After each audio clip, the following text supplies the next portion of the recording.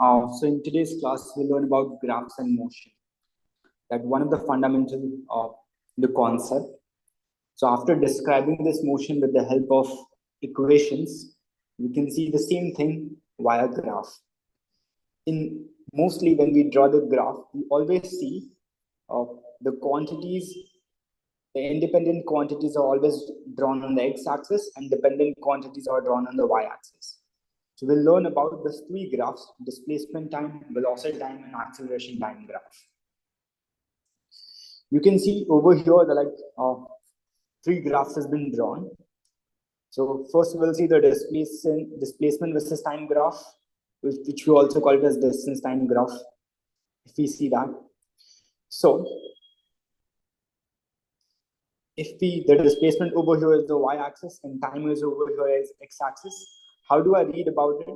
So when the object is moving, when I see this position of the object and it did not change, I can say the object is at rest.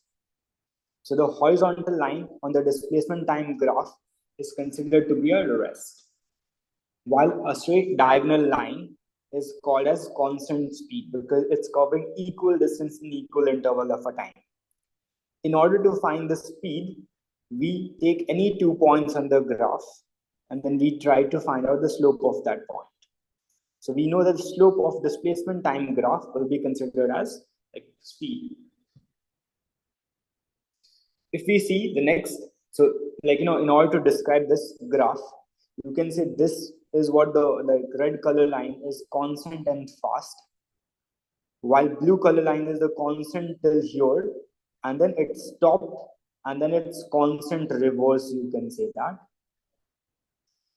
In yellow color line, the object is increasing its distance further and further, so it's getting faster and accelerated because the slope of the line is increasing. So slope at this positions are keep on increasing. So I can say it's getting faster and faster. So the baseline over here is a flat line, stationary object. If we see the velocity time graph, again, the slope of this velocity time graph will give you the acceleration.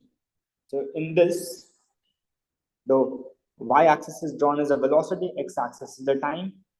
So I'm going to describe this motion of the object. So you can see this portion is accelerates slowly, this accelerates quickly, this is the steady speed, this is slowing down and rapid deceleration because the gradient is too steep, then it stopped for some times, and then speed is in opposite directions because it's a negative acceleration, and you can say the steady speed in opposite direction because it's a negative acceleration.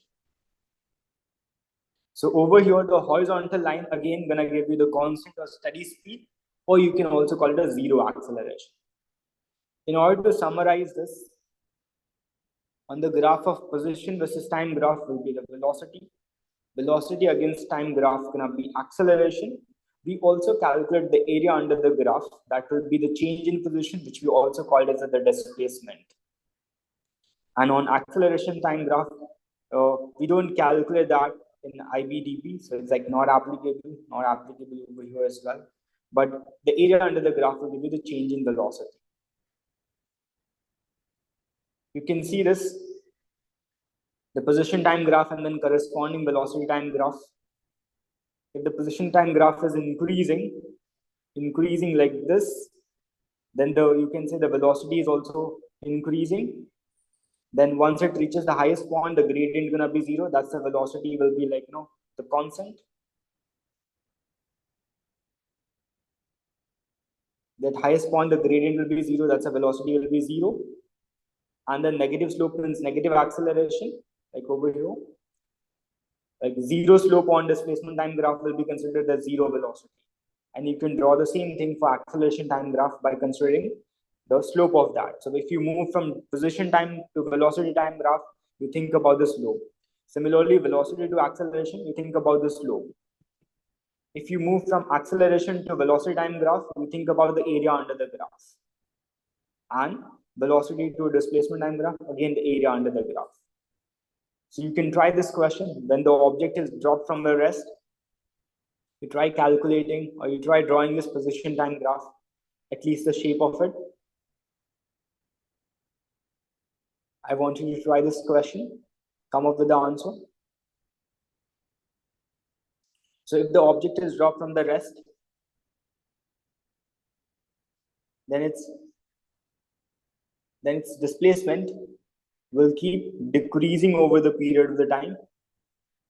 In the beginning, if the object is dropped from the rest, then its displacement will be maximum in the beginning, whatever the height from which it has been dropped. Velocity is the gradient over here.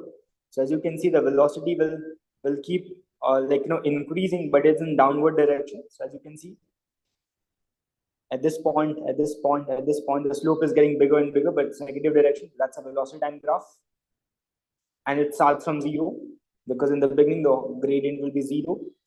An acceleration time graph will be simply a negative acceleration, because it's also called as acceleration of free fall. So this is going to be a horizontal straight line, this, because the acceleration will be the slope of velocity time graph. Similarly, you can try this when the object is thrown upward with a speed of 20 meters per second.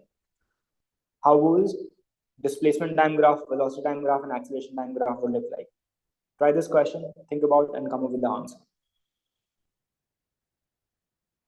Thank you.